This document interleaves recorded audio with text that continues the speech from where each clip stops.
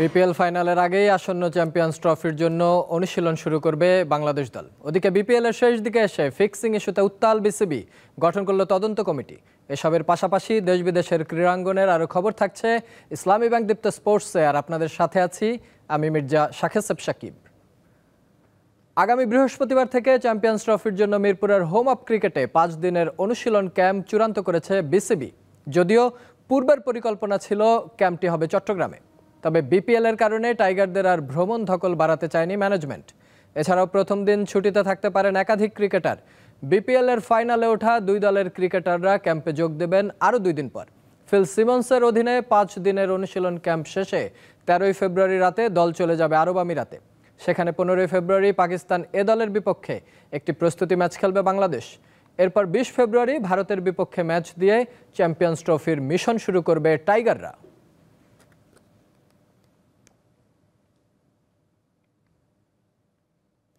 বিপিএলে এবার ফাইনালে জায়গা করে নেয়া দ্বিতীয় দলের অপেক্ষা, যেখানে মুখোমুখি আসরের শেষ প্রান্তে এসে পরপর 2 ম্যাচে রংপুর রাইডার্সের স্বপ্ন ভেঙে জায়ান্ট কিলারের তকমা দখল করা 2 দল চিটাগং কিংস আর খুলনা টাইগার্স। আসরের দ্বিতীয় কোয়ালিফায়ারের ম্যাচে বুধবার মুখোমুখি হবে তারা। মিরপুরের হোম অফ ক্রিকেটে ম্যাচ শুরু সন্ধ্যা 6:30টায়। টানা 4 ম্যাচ হারের পর এলিমিনেটরে খুলনা টাইগার্সের প্রতিপক্ষ ছিল রংপুর রাইডার্স। বাঁচা মরার ম্যাচে রংপুর মরণ কামড় দেবে এমনটা হয়তো ভেবেছিল অনেকে, কিন্তু বিপিএল এর সোমবারের দিনটা ছিল শুধুই টাইগার্সের। শুরুর দিকে জয় ধারাবাহিকতা ধরে রাখে খুলনা, মাঝে একটু হোঁচট খেলেও তারা তা সামলে নেয়। ঘুরে দাঁড়িয়ে শেষ পর্যন্ত দ্বিতীয় কোয়ালিফায়ারে জায়গা করে নেয় দলটি। টুর্নামেন্টে সর্বোচ্চ 492 রান নিয়ে শীর্ষে আছেন খুলনার ব্যাটার নাঈম শেখ। লোয়ার অর্ডারে ব্যাট করেও 3-এ খুলনার মাইদুল ইসলাম অঙ্কন। তবে ফাইনালে ওঠার মঞ্চের আগে দুঃসংবাদ পেল চিটাগং কিংস। 1 ফেব্রুয়ারি ফরচুন বরিশালের বিপক্ষে ম্যাচে প্রশ্নবিদ্ধ বোলিং তালিকায় যুক্ত হয়েছেন অভিজ্ঞ স্পিনার আরাফাত সানি। নিয়ম অনুযায়ী 7 দিনের মধ্যে পরীক্ষা দিতে হবে তাকে। অবশ্য এই সময়ের মধ্যে ম্যাচ খেলতে পারবেন তিনি। শিরোপা জয়ের লক্ষ্যে টুর্নামেন্টে বিদেশি ক্রিকেটাররা গুরুত্ব পাচ্ছেন। চট্টগ্রামে আছেন ওসমান খান, মোহাম্মদ ওয়াসিম জুনিয়র, খাজা নাফি, গ্রাহাম ক্লার্ক, হায়দার আলী ও বিনুরা ফার্নান্দো। মোহাম্মদ হাসিব, দীপ্ত স্পোর্টস। চলমান বিপিএল এর একাধিক ম্যাচ নিয়ে গুঞ্জন উঠেছে স্পট ফিক্সিং এর, যা নিয়ে নড়ে চড়ে বসেছে দেশের ক্রিকেটের সর্বোচ্চ নিয়ন্ত্রণ সংস্থা বিসিবি। বিপিএল এ ফিক্সিং নিয়ে তদন্ত করার জন্য কাজ করছে বিসিবির দুর্নীতি বিরোধী ইউনিট। এবারে তাদের সহযোগী হিসাবে একটি স্বাধীন তদন্ত কমিটি গঠন করা হয়েছে। 3 সদস্যের এই কমিটিতে আছেন একজন সাবেক বিচারপতি, এক সাবেক ক্রিকেটার এবং একজন আন্তর্জাতিক আইনজীবী। তারা নিজস্ব মতামতের মাধ্যমে বোর্ড এবং আকুকে সহায়তা করবে। সোমবার বাংলাদেশ ক্রিকেট বোর্ডের পাঠানো এক বিজ্ঞপ্তিতে এই স্বাধীন তদন্ত কমিটি গঠনের কথা নিশ্চিত করা হয়। কমিটির আহ্বায়ক হিসেবে আছেন আপিল বিভাগের সাবেক বিচারপতি মির্জা হোসেন হায়দার। কমিটির অন্য 2 সদস্য হলেন সাবেক ক্রিকেটার শাকিল কাসেম এবং আন্তর্জাতিক আইনজীবী খালেদ চৌধুরী।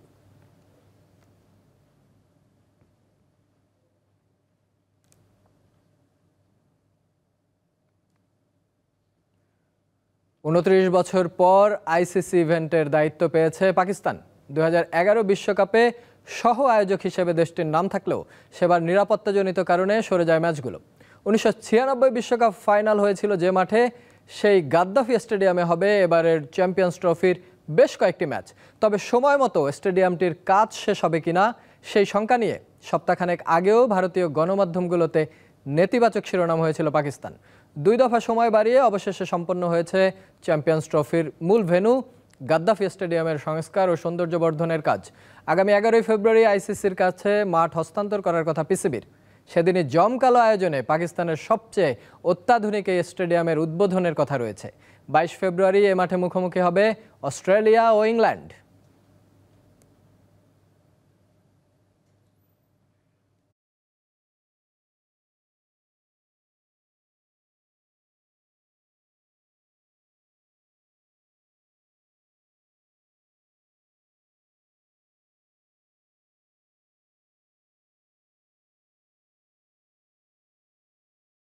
প্রত্যাবর্তনের গল্প লিখল চেলসি। ইংলিশ প্রিমিয়ার লিগে ওয়েস্ট হ্যামকে 2-1 গোলে হারিয়েছে দ্য ব্লুজ। ঘরের মাঠের প্রথমার্ধে বেশ আগ্রাসী থাকে চেলসি। তবে ৪২ মিনিটে গোল হজম করে বসে তারা। বিরতির পর ৬৪ মিনিটে দারুণ টিম কম্বিনেশনে দলকে সমতায় ফ্রান পেদ্রো নেতো। এর ১০ মিনিট পরেই ব্যবধান বাড়ায় চেলসি। কোল পালমারের শট থেকে আত্মঘাতী গোলের সাক্ষী হন ওয়েস্ট হ্যামের ওয়ান-বিশাখা। এ জয়ে ২৪ ম্যাচ শেষে ৪৩ পয়েন্ট নিয়ে টেবিলের ৪ নম্বরে উঠে এলো চেলসি।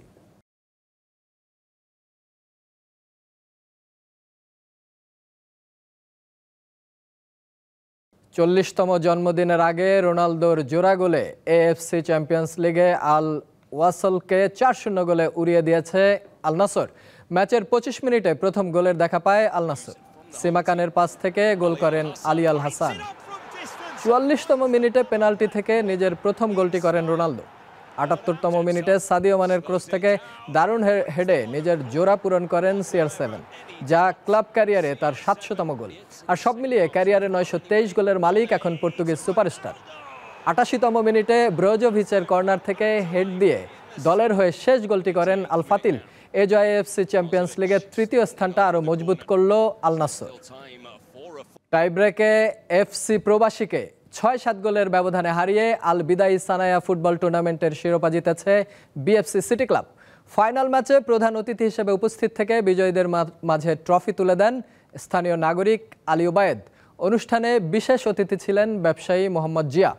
আমিরাতের আল বিদিয়া ফ্রেন্ডস ক্লাবের উদ্যোগে গেল ৩১ জানুয়ারি ফুজিরা আল বিদিয়া ফুটবল স্টেডিয়ামে শুরু হয় এই টুর্নামেন্ট।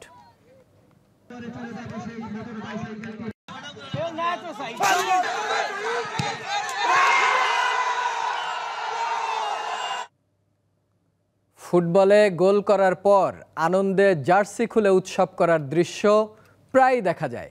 মনের অজান্তে করা এই আনন্দের পর হলুদ কার্ডও দেখেন ওই ফুটবলার। কিন্তু কেন? কারণটা উরুগুয়ের স্ট্রাইকার দিয়েগো ফরলানের জন্যই। চলুন জেনে নেই মূল ঘটনাটি। গোলের পর কত রকম উদযাপনিত হয়। আনন্দে কেউ ডিগবাজি দেন, কেউ আবার গ্যালারির দিকে ছুটে যান। উদযাপনকে কেউ কেউ আবার ব্র্যান্ডও বানিয়ে ফেলেছেন ক্রিশ্চিয়ানো রোনালদোর সিও যেমন।